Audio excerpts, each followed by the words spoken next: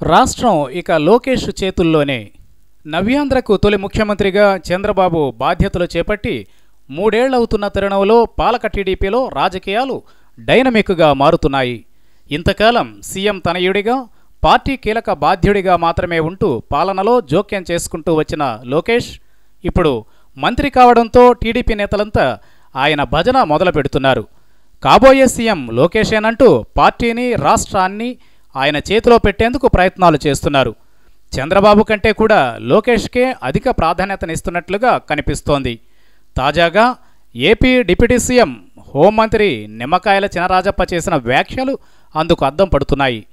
Panchayati Raj, IT, గ్రామీణాభివృద్ధి శాఖ మంత్రిగా లోకేష్ ప్రమాణ స్వీకారం చేసి పట్టుమని 15 రోజులు కూడా కాకుండానే మిగతా మంత్రులు, సీనియర్ నేతల నుంచి అందరూ ఆయన ప్రాపకం కోసం వెంపర్లాడుతున్నారు. చినరాజప్ప ఒక అడుగు ముందుకేసి కాబోయే సీఎం లోకేషేనంటూ ఆయనపై ప్రశంసల జల్లు కురిపించారు. చిన్న వయస్సులోనే మంత్రిగా బాధ్యతలను చేపట్టినప్పటికీ ఎంతో అనుభవం ఉన్న వ్యక్తిలా బాధ్యతలు నిర్వర్తిస్తున్నారంటూ కితాబిచ్చారు.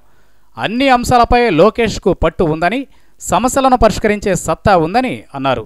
అయితే లోకేష్ మంత్రిగా ఇంత తక్కువ కాలంలో ఏం సాధించాలని అడిగితే మాత్రం టీడీపీ నేతల వద్ద సమాధానం లేదు. మరోవైపు లోకేష్ కూడా పంచాయతీరాజ్ మంత్రి హోదాలో జిల్లాలను చుట్టి రావడం మొదలుపెట్టారు. మంత్రి హోదాలో జిల్లాలకు వెళ్లి నేతలందరినీ తన గ్రిప్లోకి తెచ్చుకునేందుకు అడుగులు వేస్తున్నారు.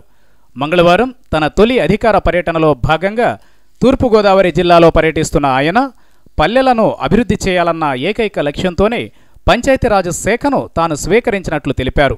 అయితే పార్టీ విస్తరణ, క్షేత్రస్థాయి నుంచి నేతలందరినీ తన వైపు తిప్పుకునే లక్ష్యంతో ఆయన సాగుతున్నట్లుగా పార్టీ వర్గాల్లో వినిపిస్తోంది.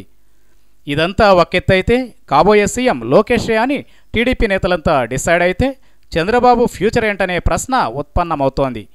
దేశంలో ఉన్న రాజకీయ పరిస్థితులు చూస్తే బీజేపీ దూసుకెళుతోంది. మోదీ నాయకత్వంలో బీజేపీ అన్ని రాష్ట్రాలను కమ్మేయడానికి సిద్ధమవుతోంది. ఈ క్రమంలో వచ్చే ఎన్నికల్లోనూ మోదీయే ప్రధాని కావడం ఖాయంగా కనిపిస్తోంది. అలాంటప్పుడు జాతీయ రాజకీయాల్లోకి చంద్రబాబు వెళ్లడం కూడా అంత ఆషామాషి ఏమీ కాదు.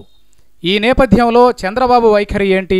ఒకవేళ 2019లో మళ్లీ ఏదో రకంగా అధికారంలోకి రాగలిగితే కుర్చీని కుమారుడికి అప్పగించడానికి ఆయన సిద్ధంగా ఉన్నారా అన్నది తెలియాల్సి ఉంది.